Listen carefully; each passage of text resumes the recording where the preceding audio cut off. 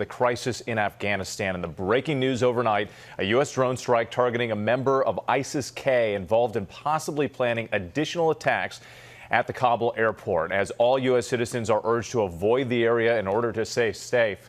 ABC's Julia McFarlane is in London with the latest. Julia, good morning. Yeah, good morning, Whit. That's right. This new warning comes after news overnight of that drone strike targeting ISIS in Afghanistan.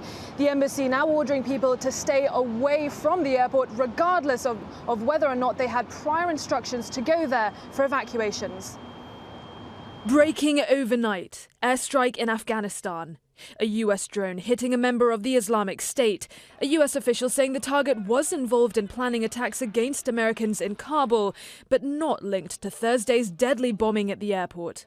This strike coming as the U.S. National Security Team warns another terror attack on Afghanistan is likely. We certainly are prepared and would expect future attempts. We're monitoring these threats very, very specifically. Virtually in real time. The deadline for withdrawal now less than 4 days away. According to the White House, 6,800 people have been evacuated in a 12-hour period. But chaos unfolding at the airport. A woman seen holding this 3-month-old baby who is a U.S. citizen. Their family going 3 days without food and water as they try to avoid the Taliban. The Biden administration saying Friday U.S. commanders are making adjustments on the ground to ensure their troops' safety after a suicide bomber killed 13 service members Thursday, but warned the next few days will be the most dangerous. They are beginning the retrograde process over the course of the next couple of days. They will also be mindful of troop posture and keeping the men and women of our military safe to the degree they can. The Pentagon now saying it was just one suicide bomber at the airport, not two, as officials initially believed. The blast also killing about 170 Afghans. Also this morning, new details about a secret operation dubbed the Pineapple Express. A group of all veteran American troops who smuggled about 500 Afghan allies late Wednesday night into the airport before that deadly bomb. Meanwhile, back home, American soldiers desperately efforting evacuations for their Afghan partners.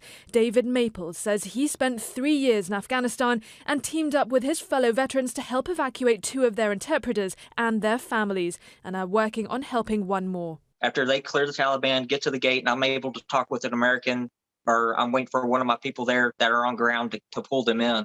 Overnight, new details about the troops who gave their lives to save others, including Navy Corpsman Max Soviak and Marines Corporal Hunter Lopez and Lance Corporals Kareem Nikui, David Espinoza, Jared Schmitz and Riley McCollum.